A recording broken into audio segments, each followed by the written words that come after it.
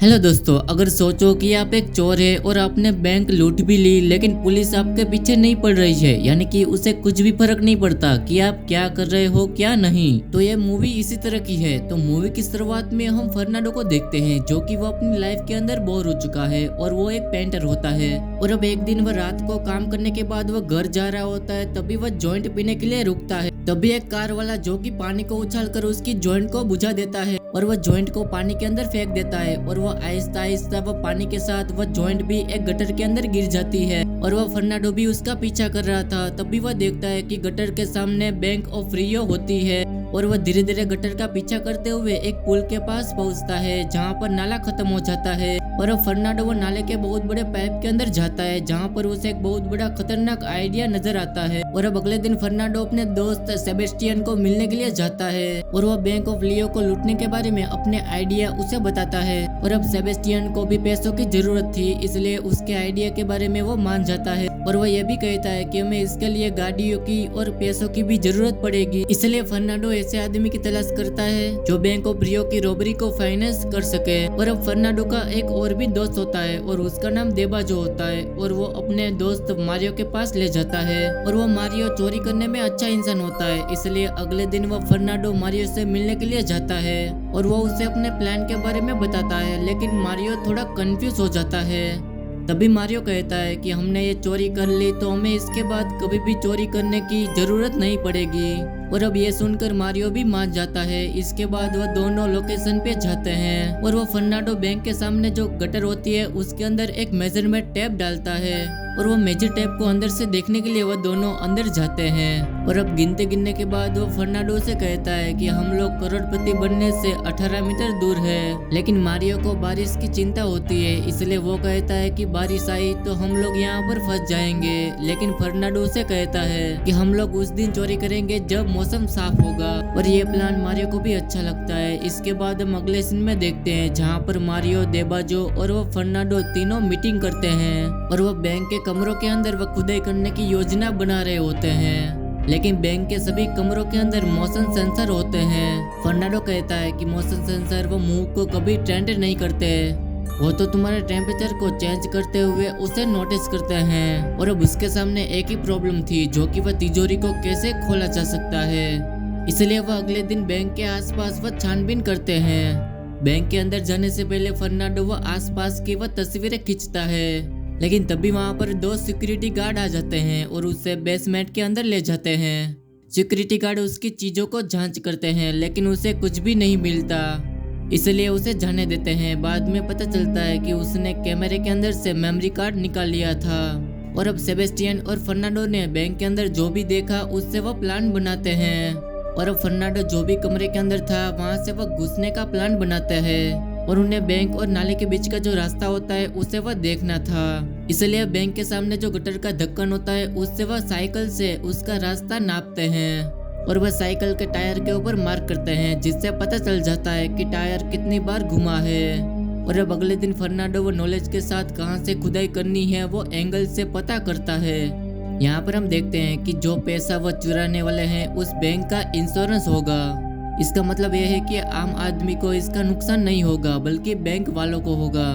और अब उसी रात फर्नांडो के साथ लोग होते हैं वह नाले के अंदर जाते हैं जहाँ पर वह सभी खुदाई करना शुरू करते हैं। लेकिन इसके सामने एक और मुसीबत आ जाती है, जो कि फर्नांडो कहता है कि हमें 400 सेफ्टी बॉक्स खोलना होगा। इसलिए मारियो वो फर्नांडो की बात मानकर बैंक के अंदर एक सेफ्टी बॉक्स होता है उसे रेंट पर लेता है, जिससे उसे एक आइडिया भी आ जाता है कि वह कैसे खुलता है।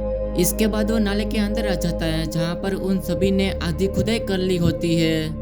लेकिन आगे का काम करने के लिए उसे कुछ इक्विपमेंट्स की जरूरत थी, इसलिए वो मारियो से कहता है। लेकिन मारियो इस बात के ऊपर इनकार कर देता है क्योंकि मारियो ने काफी पैसा इन्वेस्ट कर लिया था। आगे हम देखते हैं कि फर्नांडो बैंक लूटने के बाद भागने के लिए एक वाहन को लाता है और वह दिखने में अलग होती है। तभी यहाँ पर पुलिस को शक होता है, इसलिए वह गाड़ी के पेपर मांगते हैं। लेकिन यहाँ पर हम देखते हैं कि फर्नांडो का एक और दोस्त जिसका नाम एल्बर्ट होता है, जो कि वह अपनी वाइफ की मदद से वह पुलिस का जो शक होता है उसे वह दूर कर देता है। लेकिन इन सब में उसकी वाइफ को भी वह शामिल करता है और मारियो को ये सब ठीक नहीं लगता। एल्बर्ट भरोसा दिलाता है कि कुछ भी नहीं होगा, उसकी वाइफ की वजह से उसे कुछ भी परेशानी नहीं होगी। और अब इन सभी को आगे भी समस्या होगी क्योंकि वह ड्रिलिंग कर रहे थे, तब इसके इक्विपमेंट्स होते हैं वह टूट जाते हैं और इसे खरीदने के लिए मारियो की जरूरत पड़ेगी। और अब मारियो भी इस घटना से बदल चुका था क्योंकि उसे पता चल चुका था कि वह इस रॉबरी से कामयाब नहीं होंगे और वह पैसे देने के लिए वह इनकार कर देता है और वह इस टीम को छोड़कर वह चला जाता है। और अब एक दिन फर्नांडो वह सोच ही रहा होता है, तभी उसे एक बहुत बड़ा आइडिया नजर आता है, इसलिए वह मारियो के पास जाता है और वह मारियो से बातें शेयर करता है कि बैंक की सिक्योरिटी बहुत ही खतरनाक है। और वो कहता है कि बैंक के मेन गेट के अंदर एंट्री करने के बाद बैंक रॉबरी करके हम टनल के अंदर से बाहर निकल सकते हैं, जिससे पुलिस को कुछ भी पता नहीं चलेगा। और वह वर्किंग के दौरान वो पुलिस अंदर ही होंगे, जिससे यहाँ पर कुछ लॉकर्स होते हैं वो खुले होंगे। और ये सभी बातें सुनकर मारियो खुश हो जाता है और वह फिर से वह टीम को ज्वाइन कर लेता है और वह सभी वह रॉबरी के काम को तैयार करने लगते हैं। और वो भी दिन आ जाता है जब उसे रॉबरी करनी होती है और वह सभी नकाब पहनकर वह बैंक के मेन गेट के अंदर से एंट्री करते हैं और वह सभी कस्टमर्स को कंट्रोल करते हैं और उसके ऊपर गन तान देते हैं। और वह बैंक के अंदर जितने भी पैसे होते हैं वह बैग्स के अंदर डलवाते हैं। तभी यहाँ पर सिक्योरिटी गार्ड होता है जो कि वह सभी देख रहा होता है और वह पुलिस को कांटेक्ट कर देता है। कुछ ही पलों में यहाँ पर पुलिस आ जाती है और वह फर्नांडो वह एक हॉस्टेज को बैंक के बाहर धकेलता है और वह पुलिस को ऐसे दिखाता है जैसे वह बैंक के मेन गेट से ही बाहर निकलने वाले हैं। फिर वह बैंक के सिक्योरिटी गार्ड को भी पुलिस के सामने निकाल देते हैं। पुलिस वालों को कुछ भी समझ में नहीं आ रहा था कि ये लोग क्या कर रहे हैं। और अब अंदर सेबेस्टियन व मशीन की मदद से वह पैसे लूटने लगते हैं और अब बाहर पुलिस वह कुछ गलत हो इसलिए वह कुछ भी करना नहीं चाहती थी, इसलिए वह रॉबर्ट से बात करने के लिए फोन से वह कॉल करता है, जो कि वह मारियो उसे उठाता है और वह मारियो पुलिस को उलझाने के लिए उसके साथ वह गप्पे लड़ाने लगता है। और अब बैंक के अंदर रॉबर्ट्स वह सभी कैमरे को तोड़ देते हैं और वह पुलिस व रॉबर्ट से बात करता है कि अभी तुम सरेंडर कर लोगे तो तुम्हारी सजा माफ हो जाएगी। और अब आगे देखते हैं जहां पर मारियो को पता चलता है कि बैंक के अंदर जो लेडी है उसका बर्थडे है, इसलिए उसे भी वह आज़ाद कर देता है। और वह मारियो वो पुलिस से कहता है कि मैंने एक लेडी को बाहर भेजा है, ऐसे ही तुम देखना चाहते हो तो हमारे लिए डिस्टरानिक को हमारे लिए बुला के लाओ और ऐसे ही हमारा बाहर निकलने का इंतजाम करो। और अब अंदर जिस मशीन से पैसे निकल रहे थे वो मशीन ज्यादा गर्म होने से वो बंद हो जाता है, इसलिए वो उसका ठंडे होने का इंतजार करते हैं। और वैसे भी फर्नांडो ने आधे लॉकर्स का पैसा जो कि टनल के अंदर सेबेस्टियन को भेज दिया होता है। और अब बाहर वो पुलिस वाला वो फिर से वो मारियो को समझा रहा होता है, लेकिन मारियो उसका टाइम पास करता है। और अब अंदर वह मशीन ठंडा होने के बाद वह पैसे लेकर वह टनल के अंदर सभी घुस जाते हैं। और यहाँ पर वह पुलिस वाला जो कि उसे भी पता चल चुका है कि वह मारियो हमारे साथ टाइम पास कर रहा था, इसलिए कैप्टन वह स्पेशल वह फोर्स को बुलाता है। और यहाँ पर फर्नांडो वह नकली गन को रख कर वहाँ से चला जाता है। और उन सभी के जाने के बाद वह सभी हॉस्टेज वो अपने फोन को लेकर वह बाहर पुलिस वाले को कॉल करते हैं और वो अपनी अंदर की सिचुएशन होती है वो बताते हैं। और ये सुनने के बाद वो स्पेशल फोर्स के साथ उसकी मदद से वह सभी बैंक के अंदर आ जाते हैं। और वह सभी टनल के पास वह अंदर आकर देखते हैं जहां पर एक बॉम्ब लगा हुआ था, जिससे वह सभी दूर ही रहते हैं। तब भी कैप्टन को जूनियर का कॉल आता है और वह कहता है कि जितने भी गन मिली है वो नकली है, यानी कि ये बॉम्ब भी नकली है, इसलिए वह सभी टनल के अंदर जाते हैं। लेकिन तब तक वो बोट के जरिए वो मेन हॉल की सीढ़ी तक पहुंच चुके थे और उसके बाहर एक वैन होती है और उसका ड्राइवर बैठा होता है।